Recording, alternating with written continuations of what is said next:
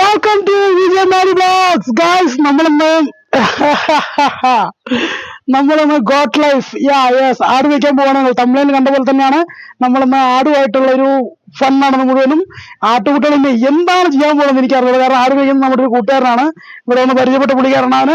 എങ്ങോട്ട് അത്യാവശ്യമായിട്ട് എമർജൻസി ആയിട്ട് പോകണമെന്ന് പറഞ്ഞു. അപ്പൊ അതിന് പകരം നമ്മളോട് ഒരു മണിക്കൂർ നോക്കാൻ പറഞ്ഞിട്ടുണ്ട്. അപ്പൊ നമ്മളെന്തായാലും ആദ്യമായിട്ടാണ് ഇങ്ങനെ എക്സ്പീരിയൻസ്, നമുക്കത് ചെയ്ത് നോക്കി എത്രത്തോളം അതെങ്ങനെയാണെന്ന്. ഇവിടെയാണ് പൊരിഞ്ഞ വെയിൽ. അപ്പൊ അതുകൊണ്ട് ഞാൻ ആദ്യം തന്നെ എല്ലാം കവചങ്ങളൊക്കെ എടുത്ത് ഫുൾ സെറ്റിൽ ഇറങ്ങിയിരിക്കുകയാണ്. അപ്പൊ എന്തായാലും നമുക്ക് അവിടെ എത്തിയിട്ട് കാണാം. എവിടെ? കാട്ടില് ആട്ടുകുട്ടികളെ കൂടെ. അപ്പൊ ലെറ്റ്സ് എൻജോയ് ഗൈസ്. നമ്മുടെ ചുറ്റും മുഴുവനും ആട്ടുകുട്ടികളുണ്ട്. ഇതൊരു 100-150 കാണും. അപ്പൊ എന്തായാലും ഒരു മണിക്കൂറത്തേക്ക് ഇതിനകത്ത് നമ്മുടെ അണ്ടറിലാണ്. അപ്പോ ഇവിടുന്ന് അങ്ങോട്ട് നമ്മൾ ഇതിനൊരു സംരക്ഷണം, അതായത് ഇതിന്റെ ഗാർഡിനായിട്ട് നമ്മൾ ഇറങ്ങിയിരിക്കുകയാണ്.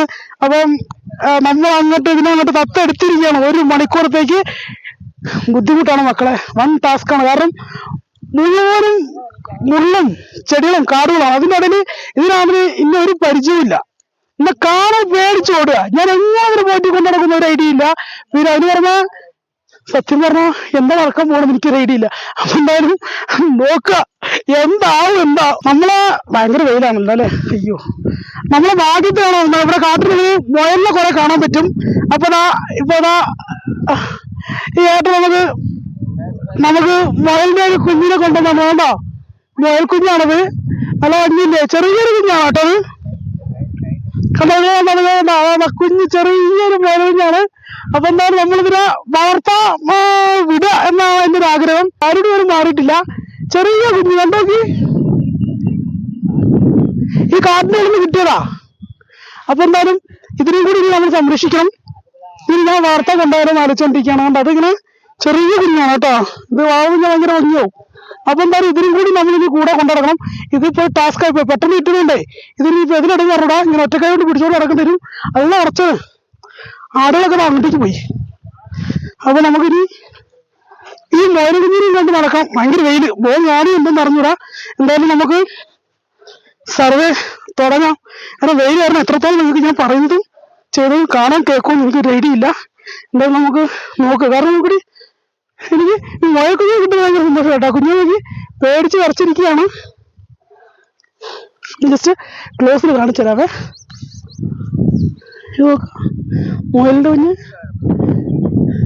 ഇതിനെ പിടിച്ചിട്ട് വനം വകുപ്പുകാർ എന്തെങ്കിലും പറയുമോ? പണി പാടുവോ? ഇല്ലല്ലേ. മുയലിനെ വളർക്കാലോ അല്ലേ, വളർത്താം. അതുകൊണ്ട് തന്നെ കുഴപ്പമില്ല. എന്തായാലും നമുക്ക് ഈ മുയലിനായിട്ടുള്ള ട്രാവലിംഗ് അങ്ങോട്ട് തുടങ്ങാം. ഇത് നമ്മുടെ പെറ്റാണ് മുയല്. ഇതിന് നമ്മളാണ് വളർത്താൻ പോകുന്നത്. പൊളിക്കല്ലേ. ഈ ട്രക്കിംഗ് ഒക്കെ പോകുന്ന പോലെ ഈ വടി മസ്റ്റാണ്. കാരണം നമ്മൾ കാട്ടിനുള്ളിലൂടെയൊക്കെ സർവേ ചെയ്യുന്ന കാരണം ഞാൻ പറയുന്നത് എത്രത്തോളം കേൾക്കുമെന്ന് അറിഞ്ഞൂടാ. കാരണം ഭയങ്കര കാറ്റാണ് ഇവിടെ. വേറെ ആകെ നിഴലെന്ന് പറയാൻ ഇവിടെ മാത്രമേ ഉള്ളൂ ഗൈസ്.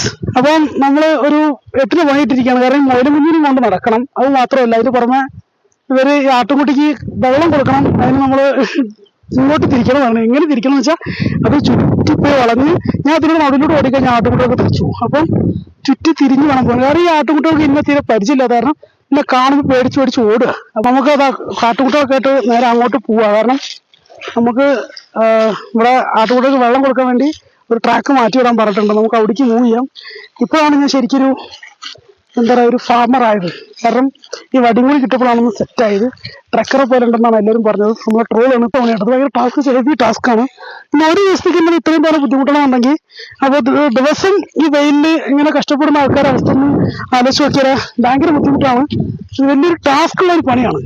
കാരണം ഇതിങ്ങനെ വെയിലത്ത് ഫുള്ള് നടന്ന് തെണ്ടി തിരിയണം എന്നുള്ളതാണ് ഇതിന്റെ വലിയൊരു ഹൈലൈറ്റ്. കണ്ടാ, ബാക്കിയുള്ള മൊത്തം 10-200 ആട്ടുകുട്ടികളെങ്കിലും ഉണ്ടാവും. ഇത്രയും ആട്ടുകുട്ടികളെ മാനേജ് ചെയ്ത് കൊണ്ടുപോകാന്ന് പറഞ്ഞാൽ വൻ ടാസ്ക്കാണ്. സത്യം പറയാം, എനിക്ക് വയ്യ.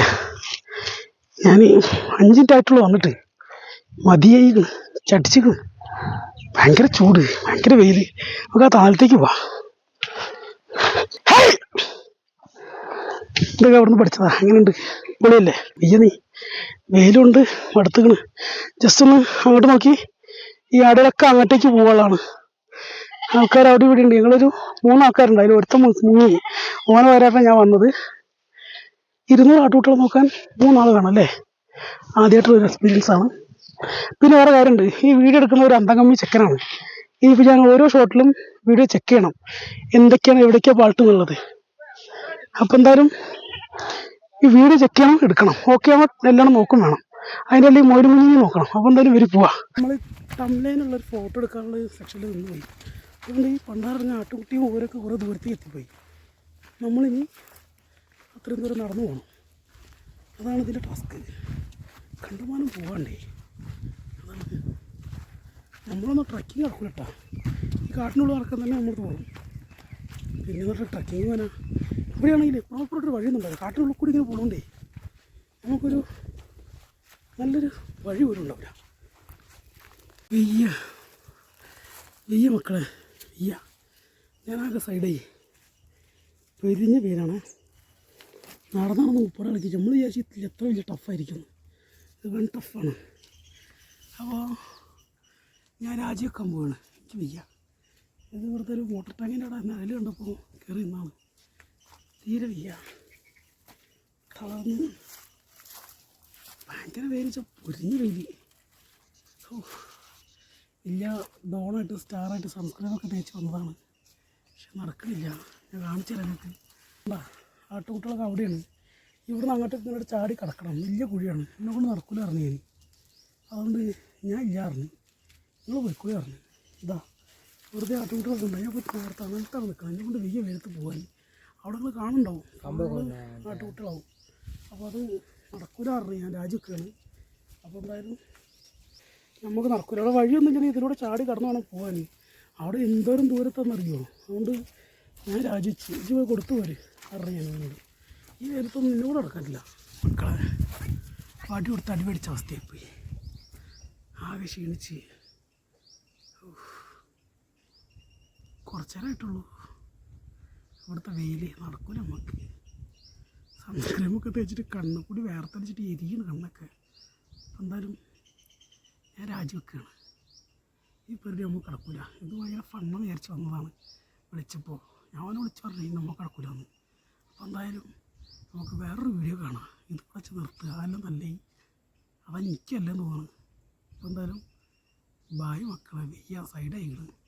വേറൊരു വീഡിയോയിൽ കാണാം. അപ്പോൾ മറക്കാണ്ട് സബ്സ്ക്രൈബ് ചെയ്യുക. അത്രേ പറയാനുള്ളൂ. Thank you so much for your watching. Thank you. വെയ്യ ഹായോ.